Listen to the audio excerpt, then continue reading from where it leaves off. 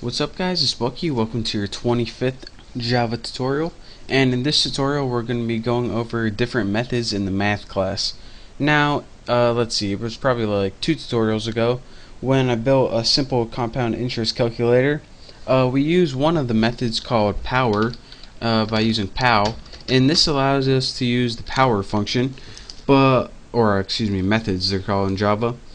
But in this one I'm going to be teaching you about other useful methods. So the first thing we need to do is go ahead and make a print line out on the screen. So print line, and make it take an empty parameter for now. And in this parameter I'm going to be putting all the methods of the math class. So go ahead and type math, put your dot separator, and then the first one,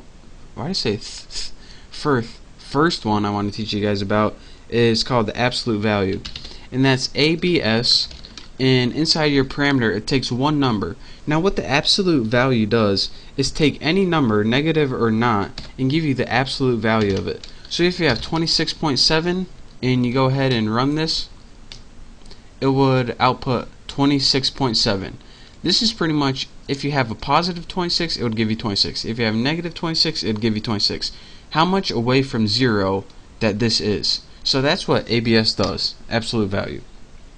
The next thing I want to teach you about is ceil, and this stands for ceiling. Any number you give it, it's going to round it up. So if you give it 7.4, when you run it, it's going to round it to 8. So even if it is really supposed to round down to 7, when you use ceil, it always rounds it up. Now since it has ceil, there's always something called floor. Again, this takes a number, say you have 7.8, it always rounds it down. So again, ceil always rounds up the number, floor always rounds down the number. So your floor, if you have 7.8, is going to be 7. Now that we learned absolute value, ceil, and floor, let me teach you about something else called max. Now this is the first one where in the last 3 we learned how to make a method that takes only one parameter, but max is the first one that takes multiple parameters in a single method.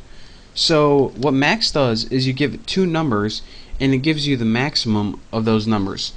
So say you have 2 parameters, 8.6 and separate them with a comma, and 5.2. Whenever you run this, it gives you 8.6 because that's the maximum of the 2 numbers. So that's how you can get 2 numbers and find the maximum of those. And again, whenever you have a method like that, you also have the opposite, and this one is called min. What min does is take the lesser of the 2 numbers. So let's run this, and the lesser of 8.6 and 5.2 is 5.2, right down there. So now we learn absolute value, ceil, floor, max, min. Again, our power function, which takes power, and say you want something like 5 to the 3rd power, you would use 5 for your first argument and 3 for your next one. Again, when you run this was the same one we used in our compound interest calculator. It gets 125, since 5 times 5 times 5 is 125. And the last built-in method I want to teach about in the math class is something called square root. And SQRT, that's what it stands for. It only takes one parameter, such as 9, and it finds the square root of that number. So when you run this, the square root of 9 is 3, outputs 3. So that's how you use your built-in methods from your math class. Again, you want to notice that you don't need to create an object like you do when you're making your own classes. This is built in. So that's how you use math with your dot separator and then the method name, and then put however many arguments it takes. I just showed you guys, let's see, absolute value, ceil, floor, max, min, pow, square root. I just showed you guys the 7 probably most common ones, and those are the ones we're going to be working with from now on. So I just want to show you guys what those do because we're going to be using them, and I don't want you guys to get lost. So play around with those, throw them in your built-in methods, and you can make some pretty cool stuff with those. So for now, I just want to show you guys that. So thank you guys for watching. Make sure to subscribe to my channel, and I will see you next tutorial.